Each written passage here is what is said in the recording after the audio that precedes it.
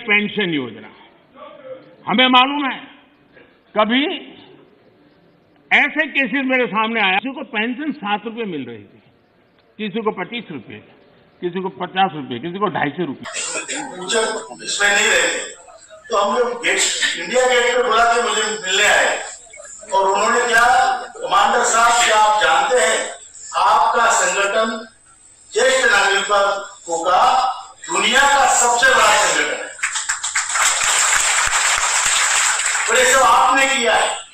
आपकी मेहनत, और आज इस संगठन की दखल पूरी सिस्टम ले रही है।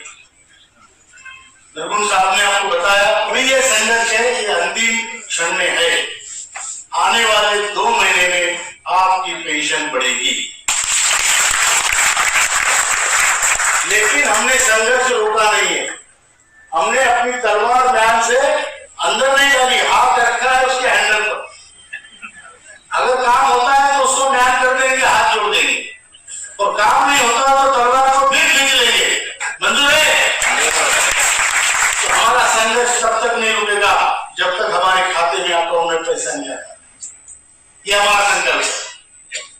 दूसरी बात, हमने वहां पे जो रिकमेंडेशन दिए वो ये दिए कि 7,500 महंगाई भत्ता मिनिमम पेंशन होनी चाहिए, मतलब जिसको 1,000 या कम पेंशन है उसको 7,500 और महंगाई भत्ता मिलना चाहिए, जिसको 2,000 है अपने आप को 8,500 प्लस महंगाई भत्ता होना चाहिए। इसका मतलब जो आज की पेंशन है उसमें 6,500, 6,500 रुपया और डीए लगना चाहिए, 3,000 है तो 9,500 प्लस डीए हो जाए, ये हमने वहां पे मांग रखी है। दूसरी इंपॉर्टेंट मांग ये रखी है कि जो अभी भारत आयुष्मान योजना में लोगों को 70 साल के बाद सबको फ्री मेडिकल सुविधा है, हमारा उद्देश्य है कि हमारे देश का बुजुर्ग स्वाभिमान से जिए। अगर मेरे घर में मेरी बहू मेरा अपमान करती है तो मेरे पास अगर 10,000 रुपए है तो मैं 2,000 का टीन शेड में भाड़े पे रहूंगा, किराए पे, और मैं और मेरी बीवी हम लोग वहां जिएंगे लेकिन अपना स्वाभिमान नहीं खोएंगे, अगर वो नौबत आती है तो इसलिए हमको चाहिए कि हमें अपना अधिकार मिले, वो केवल पैसों का विषय नहीं होता। और ये बात हमने प्रधानमंत्री जी को भी कही है, ये बात हमने वित्त मंत्री जी को भी कही है, और ये बात हमने लेबर मिनिस्टर को भी कही है, और इसलिए हमारा संघर्ष सफल है, क्योंकि हम इसमें कोई स्वार्थी नहीं है। यहां जो सिस्टम इस संगठन में है वो ये है कि हमारे देश में एक, आप देखो हिस्ट्री में हमारे देश में बड़े बड़े राजा हुए, बहुत अमीर राजा हुए, बहुत पराक्रमी राजा हुए, बड़े बड़े उनके पास सैन्य थे, लेकिन पूजा सिर्फ राम की होती है, क्योंकि उसने त्याग किया है, त्याग। ये संगठन त्याग पर आधारित है, अगर कुछ त्याग कर सकते हो तो आप इसमें टिक सकते हो, अगर इसमें से कुछ कमाने की कोशिश की तो आप यहां नहीं टिक सकते। गरीब लोगों के पैसे लेके अगर आप कुछ फ्रॉड कर रहे हो तो यहां आप टिक ही नहीं सकते। हमारे संगठन का जो पैसों का व्यवहार मैं बताता हूं कैसे चलता है, वासु साहब ने भाषण में बहुत अच्छा कहा।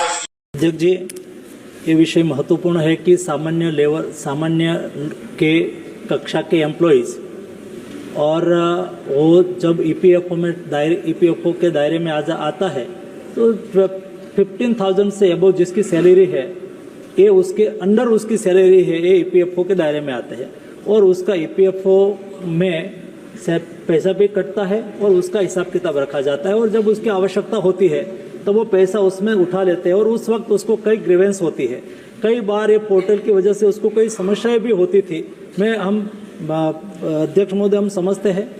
कि अपने पैसे को निकालने के लिए, उपयोग करने के लिए उसको दिक्कत नहीं होनी चाहिए, सुविधा होनी चाहिए, उसके लिए क्या करें? तो उसके लिए डिजिटल प्लेटफॉर्म के द्वारा सारी प्रोसेस हो रही है, उसको और रोबस्ट करने के लिए, और उसके जब पैसा उठाना है कोई दिक्कत ना हो, उसको एंट्री करना है, उसके अकाउंट में कितने पैसे पड़े हुए हैं, उसको कोई छोटी मोटी गलती हो तो उसको करेक्ट करना है, ये सारी चीज़ों को रोबस्ट करके एक बैंक लेवल का ईपीएफओ रिड्रेसल सिस्टम और ईपीएफओ की सारी गतिविधि हो सके, उसके लिए ईपीएफओ 3.0 वर्जन लाया जा रहा है। मार्च महीने तक एक ग्रीवेंस को 100% रिजोल्व करने की कोशिश की जा रही है। आज उसमें अच्छा प्रोग्रेस भी हो रहा है और 201 के तहत